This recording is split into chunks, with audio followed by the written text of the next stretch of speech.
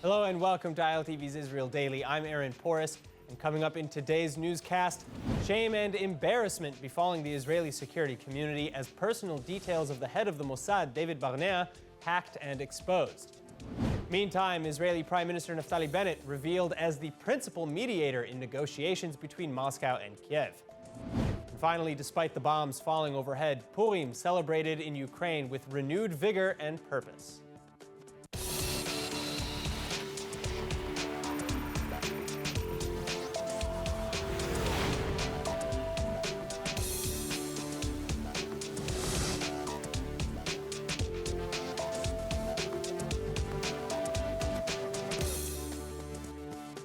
The top news tonight, anonymous hackers assumed from Iran publishing personal photos and documents purportedly belonging to Israel's Mossad chief David Barnea. With me to discuss is former head of the Israeli security agency, or Shin Bet, Yaakov Peri. Yaakov, thank you so much for joining me. Now, Israel, of course, is downplaying this incident, saying that the content is generally old and useless. Is that true? Yes, the contents, it's really old, but the fact that probably subcontractors of Iran managed to penetrate to probably the iPhone or the mobile of the heads of the Mossad's wife is something we shouldn't underestimate. It's really something that should be checked. And though there wasn't really a security damage, but the fact they break to the phone is something that should be checked.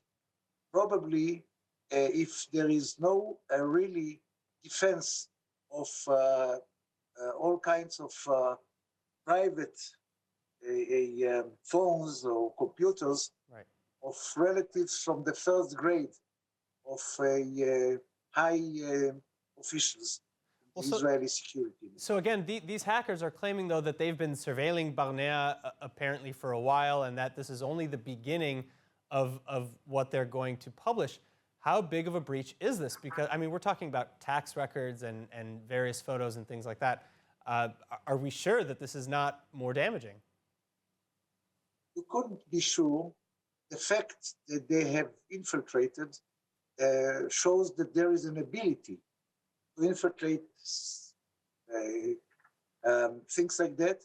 And luckily, he didn't infiltrate to the personal computer of the head of the Mossad, but to his wife's iPhone. But it's severe. And as I mentioned, it should be checked because nobody knows if there are not more surprises on the way. Now, as you mentioned, again, this needs to be looked at very closely, how first-degree relatives, the people in the security establishment and their first-degree relatives, how information they hold is being kept, safeguarded, et cetera. What are the normal procedures? Was there maybe a breach of protocol that allowed this? I don't think so. From my personal knowledge, I know that there is no security material in the iPhones or computers of first-degree relatives. But you know, the fact that they have infiltrated to a private property is something that is really not usual, and it shows that there is an ability to infiltrate. I hope that the personal computer and the personal iPhone of the head of the Mossad, Shabak, the chief of staff, is more guarded, but it will be very helpful if we will also guard the personal items of first-degree relatives. All right. Now, do you think that there's anything particularly significant about the timing of this publication? Yeah, of course. It's a kind of a small or a token revenge of what is suspected Israel has done with drones and other missiles in Iran a week ago or 10 days ago. And it shows that we are not as guarded as we are claiming. To watch full episodes of ILTV's Israel Daily and tons of other content from Israel, visit our website at iltv.tv or download the ILTV Plus app.